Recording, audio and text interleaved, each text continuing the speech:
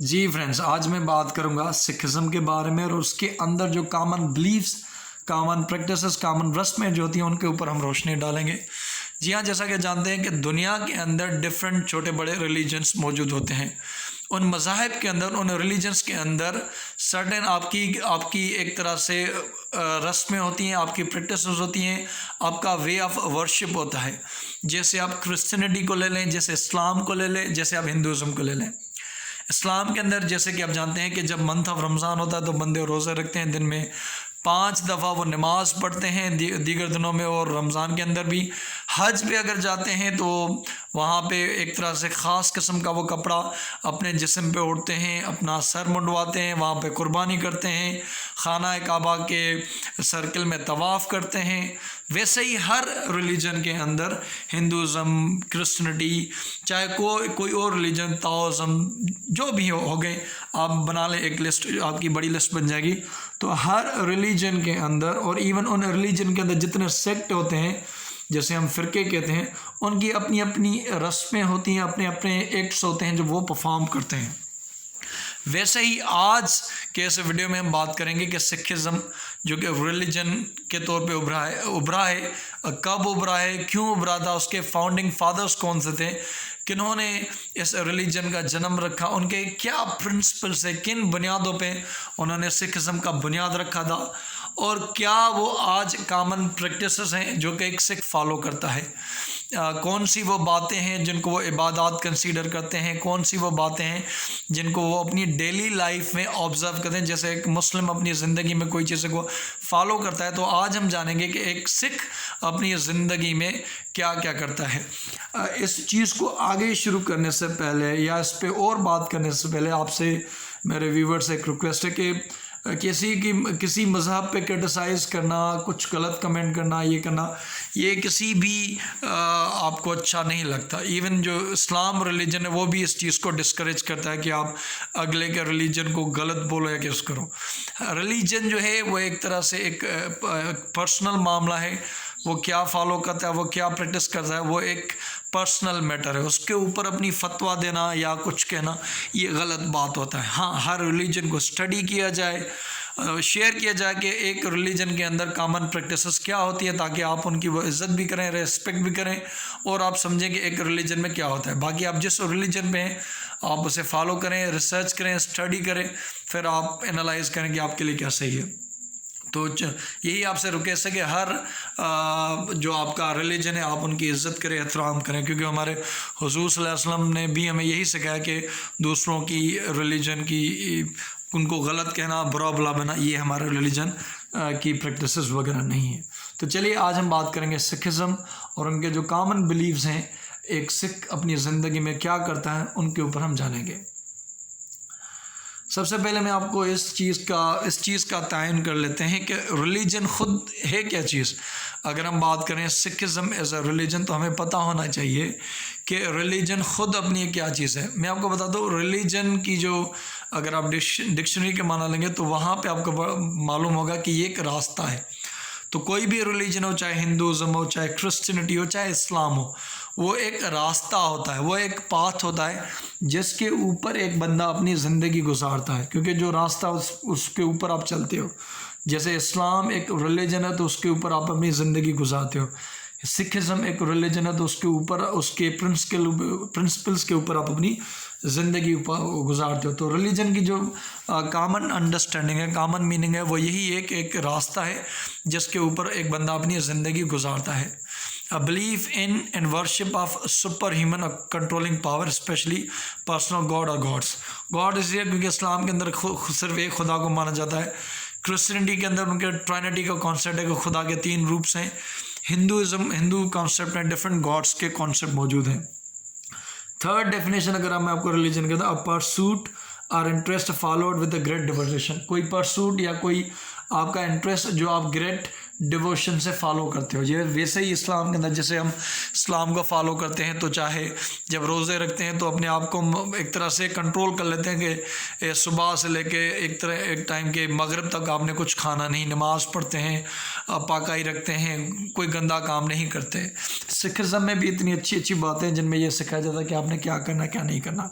तो रिलीजन जो होता है वो एक रास्ता होता है जिसके ऊपर उसके चलने वाला उसको फॉलो करता है। जो रास्ता जिस मोड़ में जाएगा, जिस एंगल में जाएगा, वो एक बंदा उसे फॉलो करता है। तो किसी भी बंदा हो, किसी भी मज़हब से उसका ताल्लुक़ हो, तो रिलीजन उसका रास्ता है जिसके ऊपर अपनी वो ज़िंदगी बसर करता है। एक और लोग भी होते हैं जिसे हम एथियस्ट कहते हैं, जो कहते हैं कि खुदा वगैरह नहीं है। तो एक तरह से वो भी बंदे हैं जो रिलीजन वगैरह की इन चीज़ों पे वो नहीं मानते। अगर हम बात करें world religions by number of followers, तो आप देख सकते हैं पहले नंबर पे क्रिश्चियनिटी है और दूसरे नंबर पे आप देखें तो इस्लाम है।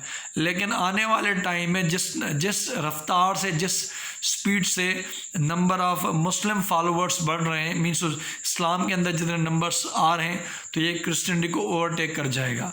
लेकिन इस्लाम से पहले एक तरह से क्रिश्चियनिटी का लोगों ने कॉन्सेप्ट बना लिया था।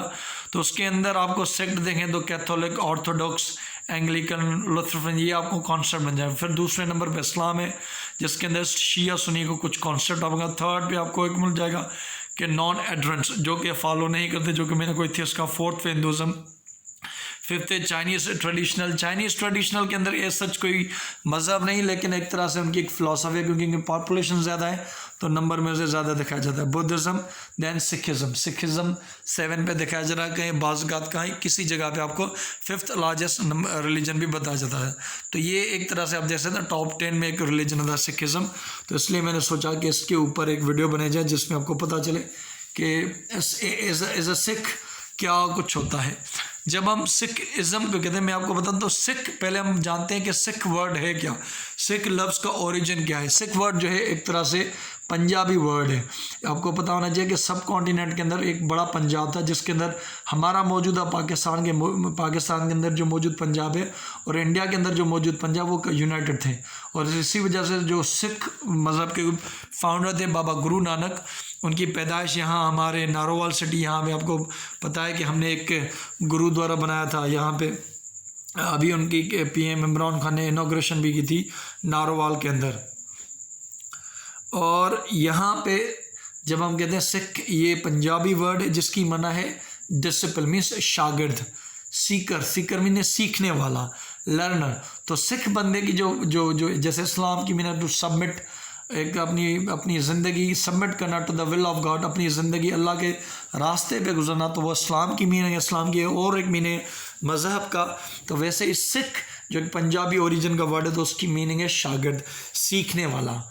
तो इसी, और जब हम कहते हैं सिख इज़म एक ऐसी फ़िलासफ़ी होती है जिसके अंदर एक तरह से सर्टेन पैरामीटर्स मौजूद है। जैसे हम कहते हैं ना कम्युनिज़म, सोशलिज़म, इज़म जब आ जाएगा तो उसकी एक फ़िलासफ़ी होती। तो हम कहते हैं सिखिज़म, तो सिख की जो फ़िलासफ़ी है वो उसके अंदर आ जाएगी। सिख वर्ड की मीनिंग है सीखना, लर्न करना। उसका जो बुनियाद हुआ था वो मैं आपको बता चुका हूँ, इंडियन सब कॉन्टिनेंट में था, क्योंकि आज़ाद हम 1947 में हुए, उससे पहले ये सब कॉन्टिनेंट था। और उसके अंदर जो दोनों पंजाब थे, पाकिस्तान का पंजाब और इंडिया का पंजाब, ये साथ थे। 15th सेंचुरी में इसका ये एक तरह से बुनियाद पड़ा था, या एक तरह से उनकी फाउंडेशन हुई है सिखिज़म की। अब ये माना जाता है कि ये इतना पुराना रिलीजन नहीं, लेकिन ये इस चीज़ पे दुनिया आप में मुत्तफ़िक होंगे कि ये one of the largest religions जो मौजूद हैं उनमें ये शामिल होता है। और ये 5th लार्जेस्ट रिलीजन रिकग्नाइज़ किया जाता है, क्योंकि इसके अंदर जो फॉलोवर्स हैं तकरीबन 25 मिलियन सिख्स आज के टाइम में 21st सेंचुरी के अंदर ये 25 मिलियन सिख्स मौजूद हैं। सिखिज़म जो है वो एक तरह से स्पिरिचुअल टीचिंग्स पे मबनी करता है, और उसके जो फाउंडर्स हैं वो गुरु नानक थे, फर्स्ट गुरु। जैसे एक तरह से कंपेयर करना सही होगा या नहीं, इस्लाम के अंदर जैसे प्रॉफिट होते थे 1,24,000 जैसे नबी हमारा है, सिख वालों के अंदर भी कुछ उन्होंने एक सही कॉन्सेप्ट दिया है कि उनके गुरु थे। तो पहले उन्होंने गुरु नानक 1, उन्होंने उनके बाद उनके 10 और 9 और आए हैं, टोटल उनके 10 एक तरह से गुरु हैं। गुरु की आपको माने मीनिंग पता नहीं कि गुरु मीन्स टीचर, तो उनके गुरु आए जिन्होंने उनको बताया कि सिखिज़म में क्या क्या है। लेकिन जिसने बंदे ने बुनियाद रखी थी, जिस शख्सियत ने उन्होंने बुनियाद रखी है, वो बाबा गुरु नानक साहब हैं। और उनकी बर्थ प्लेस हमारे यहाँ नारोवाल में मौजूद है, पंजाब के अंदर, जहाँ पे हमने बाबा साहब का एक बड़ा, सबसे बड़ा लार्जेस्ट जो गुरुद्वारा है वो पाकिस्तान के अंदर मौजूद है। तो बुनियाद जो रखी थी वो बाबा गुरु नानक ने रखी थी 1469 में 1539 तक उनकी रही।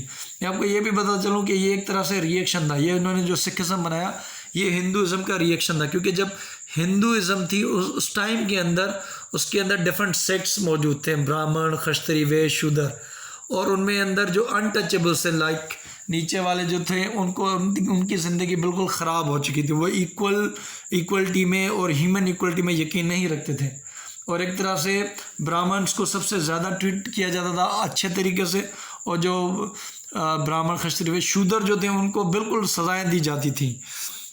तो एक तरह से बाबा गुरु नानक ने एक तरह से फील किया कि एक नया रिलीजन हो, नई प्रैक्टिसेस हो, तो उन्होंने इस चीज़ का बुनियाद रखा, जो कि एक तरह से कि उनका जो खुदा है वो एक है, उनमें अंदर इक्वलिटी, उनमें अंदर ब्रदरहुड है, और उन्हें इस्लाम वगैरह दीगर रिलीजन्स को भी स्टडी किया। और मैं आपको ये भी बता दूँ फाउंडिंग फादर जो थे वो बाबा गुरु नानक थे, उसके बाद 9 सिख गुरु आए उन्होंने one by one time to time, लेकिन जो 10th गुरु थे बाबा गुरु गोविंद, ये मैं आपको 10th में बताऊंगा, उन्होंने इस चीज़ को अभी ख़त्म कर दिया। उसके बाद उन्होंने जो स्क्रिप्चर से उन्होंने कहा कि ये आपकी रहनुमाई करेंगे, आगे वाले दिनों में कोई ह्यूमन नहीं आएगा इस चीज़ को कंटिन्यू के 11वां गुरु, 12वां गुरु, 13वां गुरु, तो 10 तक मौजूद हैं। पहले जो थे गुरु नानक साहब थे, 10वां में आपको आगे चल के बताऊँगा। 10th गुरु थे गुरु गोबिंद सिंह, है ना, 11वां नहीं है उनके, यहाँ है 1 से लेकर 10 तक है, और ये 11वां नहीं आएगा ये भी फैसला गुरु गोबिंद सिंह ने लिया था। और एक तरह से उन्होंने लिया कि आने वाले टाइम में ये जो 10 गुरु साहब आए थे उनकी जो टीचिंग्स थी, उन्होंने एक तरह से उसका एक बुक फॉर्म हो गया, उनकी एक स्क्रिप्चर्स आ गई, तो उन्होंने उसका नाम रखा गुरु गुरुनाथ साहिब। ये जो गुरु गुरुनाथ साहिब है, उन्होंने कहा कि आपकी रहनुमाई के लिए आपकी जो टीचिंग्स होंगी, ये आपके लिए ये जो बुक्स होंगी, आपकी जो स्क्रिप्ट, और ये जो बुक थी इनके अंदर ये जो 10 गुरु आए थे इनकी टीचिंग्स थी, उनकी रहनुमाई थी। उन्होंने क्या किया, टर्मिनेट कर दिया लाइन ऑफ ह्यूमन गुरुस, उन्होंने कहा कि अब नहीं आएंगे, और उसने स्क्रिप्चर जो था उन्होंने कहा कि आपकी जो टीचिंग्स होंगी, आपकी रिलीजियस प्रैक्टिस जो होंगी, वो इसी आपके गुरु गुरुनाथ साहिब से आप पढ़ के उन पर फॉलो कर सकते हैं। तो बुनियाद रखी थी बाबा गुरु नानक साहब ने, उसे फिनिश किया, ख़त्म किया फाइनल टीचिंग्स को गुरु गोबिंद सिंह को। इन्हीं के ऊपर सिखिज़म की टीचिंग्स मबनी होती हैं, और ये स्क्रिप्चर मौजूद है उनको फॉलो करने के लिए, उनको पढ़ने के लिए। जैसे आप क्रिश्चियनिटी के अंदर चलें तो उनके यहाँ तौरात होता है, हम मुसलमानों के यहाँ कुरान मजीद होता है कि हम उनसे अपनी रहनुमाई लेते हैं। तो जो सिखिज़म के फॉलोअर्स होते हैं वो बाबा गुरु गोबिंद ने जो फाइनल एक तरह से स्क्रिप्चर तैयार करवाई थी गुरु गुरुनाथ साहिब, उसको फॉलो करके करते हैं, और उनके अंदर 11वां कोई गुरु नहीं। गुरु की मीनिंग टीचर है, तो ये टीचर के फॉर्म में उन्होंने बताया था अपने बंदों को कि आपने कौन सी टीचिंग करनी है, क्या करना है, क्या नहीं करना, कौन सी चीज़ें। इवन मैं आगे चल के आपको बता दूंगा कि ये जो सिखिज़म के अंदर 5 केस का जो जिक्र था, कि क्योंकि उन्होंने 5 टीचिंग्स बताई थी जो शुरू केस से होती हैं, तो वो आगे चल के वो भी डिस्कस करूँगा कि वो कौन सी 5 केस हैं जो उन्होंने बताई हैं। कोर बिलीफ अगर सिखिज़म पे बात करेंगे कि कौन सी प्रिंसिपल्स पे सिखिज़म बना था, किन प्रिंसिपल्स में बाबा गुरु नानक और दीगर जो 9 गुरु साहिबान थे उनका जो बुनियाद रखा था वो कौन सी, तो हम जानेंगे। तो कोर बिलीफ्स ऑफ सिखिज़म जो थे वो मौजूद हैं गुरु गुरुनाथ साहिब में, और उनका जो मतन है, उनकी जो समरी वो ये है, faith and mediation on the name of the one creator. वो ये कहते हैं कि एक यकीन होना चाहिए कि दुनिया को बनाने वाला एक हस्ती है, और उसको आपको याद करना चाहिए, उसके बारे में आपको सोचना चाहिए। आपका जो क्रिएटर, क्योंकि जो उनको जो इस्लाम से अच्छी चीज़ें उन्होंने ली थी वो अपने इस मज़हब में डाली थी बाबा गुरु नानक साहब ने, और इसी वजह से उन्होंने कहा कि क्योंकि हिंदुज़म में बहुत सारे गॉड्स वगैरह मौजूद होते हैं, लेकिन ये सिखिज़म जो है उनके अंदर ये है कि एक खुदा है, और आपका यकीन भी एक खुदा में होना चाहिए, और उसको आपको सोचना चाहिए।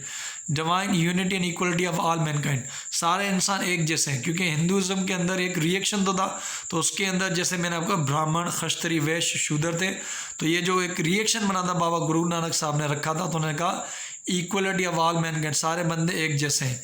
इंगेजिंग इन सेवा करना, खिदमत करना, जैसे आप गुरुद्वारा जाएंगे तो वहाँ पे विलिंगली लोग बंदे शूज़ साफ़ करते हैं जहाँ पे वो डिवोटीज़ आते हैं किसी टेंपल पे यहाँ पे जाते गुरुद्वारे, तो बंदे एक तरह से उससे अपनी एक तरह से सेवा करने के लिए अपने गुरु की टीचिंग्स को फॉलो करते हैं, उन्होंने जो उनको कहा है तो वो वहाँ उनके जूते भी साफ़ करते हैं।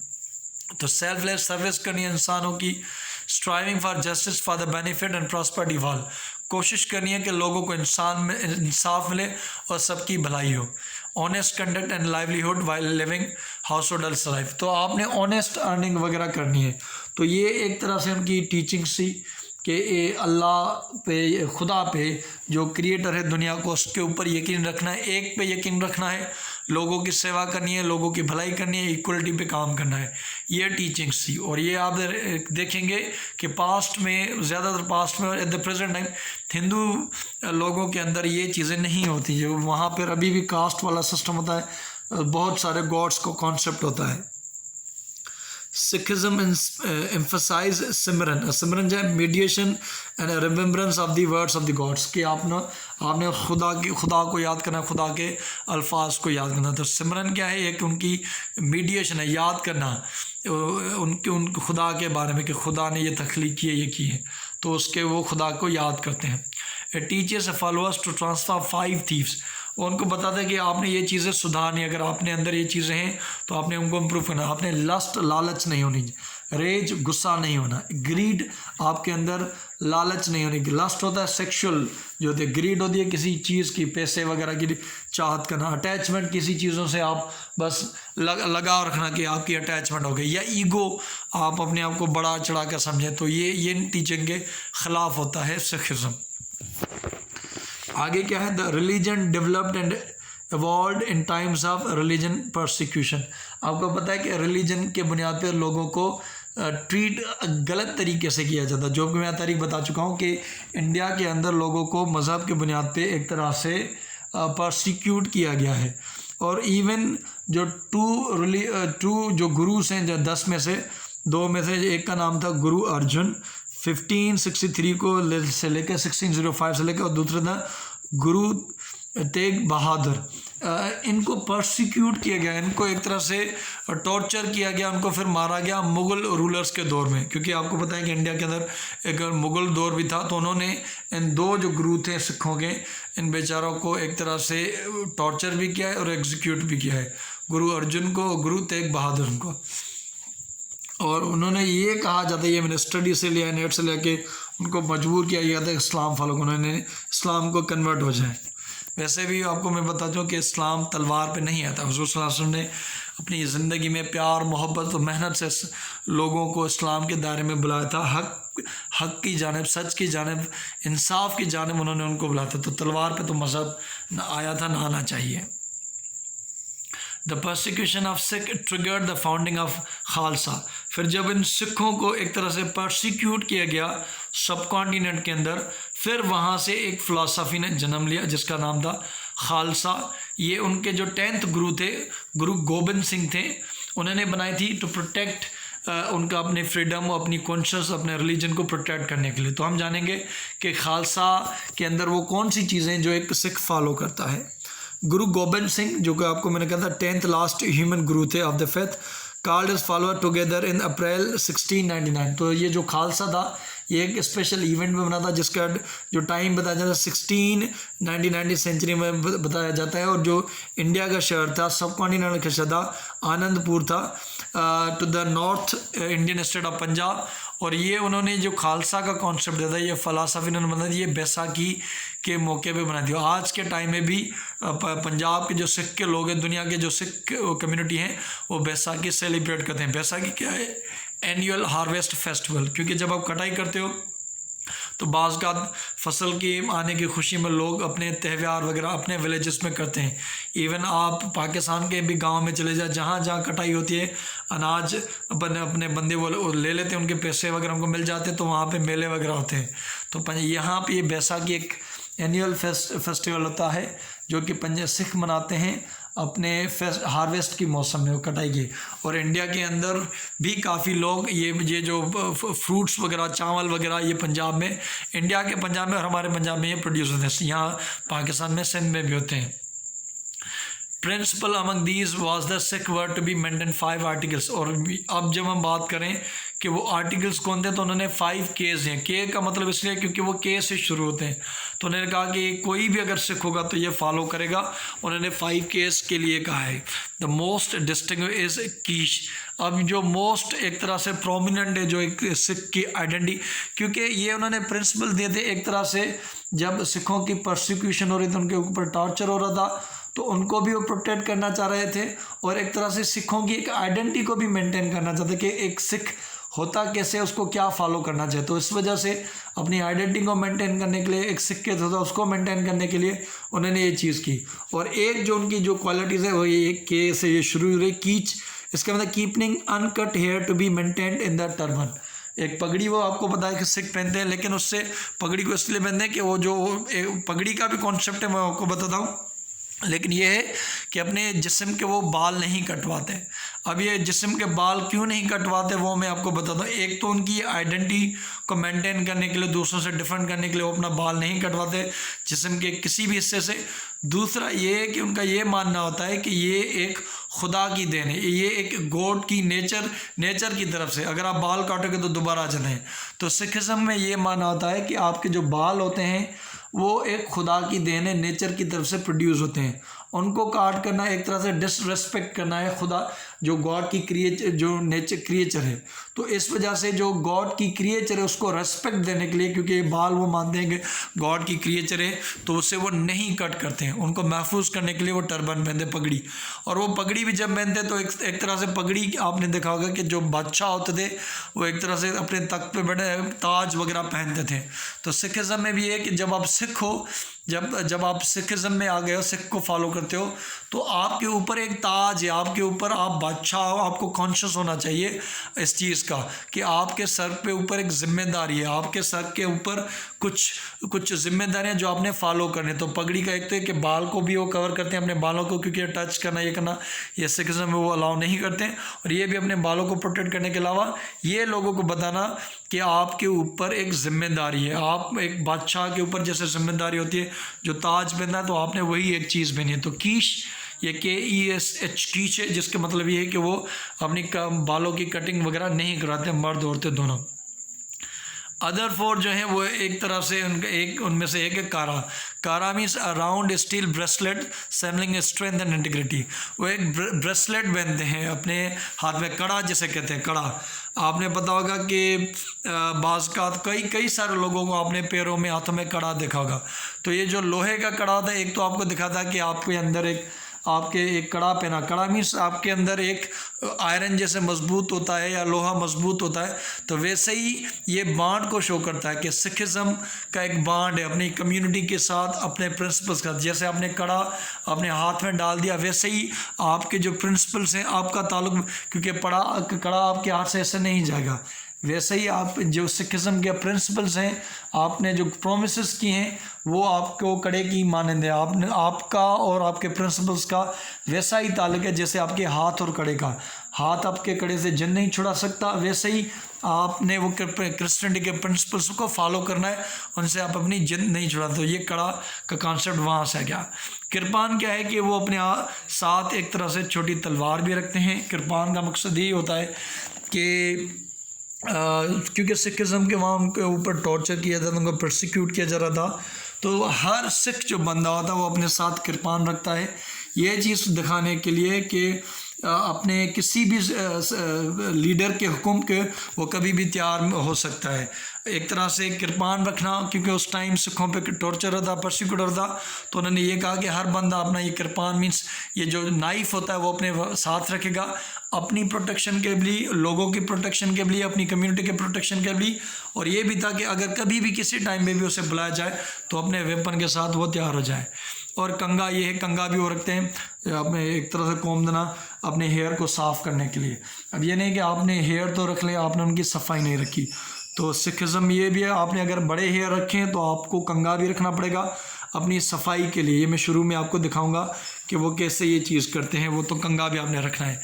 और कच्छेरा ये कि छोटे से जैसे एक तरह से छोटा जैसे अंडर गारमेंट होता है, कच्छा जैसे हम कहते हैं, वो भी उन्होंने कहा। इस कच्छे का सादा मकसद नहीं, इसका 2-3 मकसद बड़े थे। एक तो ये था कि आप अपनी लस्ट को कंट्रोल करें। आपने ये कच्छा पहना है तो उनका ये था कि आप अपनी लस्ट वगैरह को कंट्रोल करें। आपने ये कोई ये आपने ये नहीं होना कि आपको अपनी लस्ट वाली फीलिंग्स में कंट्रोल भी ना हो। तो ये चेस्टिटी को दिखा रहा। दूसरा ये कि इंडिया के अंदर उस टाइम लोग धोती वगैरह पहनते थे, तो इन्होंने ये कच्छे को इसलिए प्रेफर किया क्योंकि ये बिल्कुल आसान, इसे कंट्रोल किया जा सकता है। अगर कोई जंग वगैरह हो जाती है, जंग की हालत में जाना पड़ता है, तो ये नहीं कि धोती को संभाले ये करो। तो कच्छा आपने टाइट से पहना होता, आप कोई भी जंग हो कुछ भी हो, आप अपने इस चीज़ को मेंटेन कर सकते हो। तो एक तो अपने लस्ट को कंट्रोल करने के लिए एक तरह से वो सिंबल का अटैच करना, और एक बैटल के मैदान में आपने अपनी धोती संभाली, ये नहीं होना क्योंकि उस टाइम धोती पहनते। तो उन्होंने कहा कच्छेरा कि आप कच्छा पहना करें ताकि आप हर चीज़ के लिए जल्दी रेडी हो जाएं। ये मैं आपको शुरू में आपको बता दूं, ये उनकी एक तरह से प्रैक्टिसेस थी। यहाँ पे आप देख सकते हैं कि वो टर्बन भी पहनते हैं, बाड़ी अपनी बड़े थे। ये दूसरे नंबर पे उनकी कृपान है, ये खंजर वो रखते हैं, और एक तरह से कंगा भी रखते हैं, और एक कड़ा। ये सारी चीज़ें मैंने आपसे ये शेयर की। अगर मुझे कुछ एक्सप्लेन करने में गलती हो गई तो मैं माजरत ख्वाह हूँ अपने सिख भाइयों से। और अगर आप कुछ ऐड करना चाहते हैं तो नीचे कमेंट में ऐड कीजिएगा। Thank you so much. अगर आपको अच्छा लगा हो तो नीचे कमेंट में बताइएगा। Thank you so much.